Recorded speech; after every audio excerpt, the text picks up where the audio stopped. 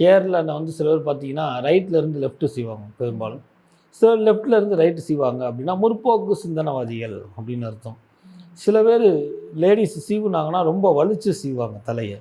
அப்போ வந்து நான் இப்படி தான் எனக்குள்ளே இப்படி தான் இருப்பேன், நான் யார்கிட்டையும் ஃபால்ட் ஆக மாட்டேன் அப்படின்றது.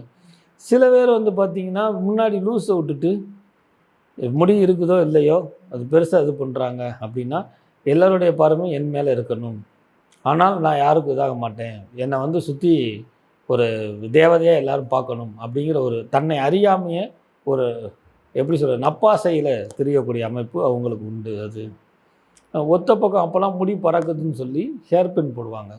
அந்த ஹேர்பின் போட்டாங்கன்னா குழப்பத்திலே இருக்கிறாங்க அப்படின்னு அர்த்தம். 2 ஹேர்பின் போட்டாங்கன்னா முடிவெடுக்க போகிறாங்க, ஏதோ கவுத்த போகிறாங்க அப்படின்னு ஒரு அர்த்தம்.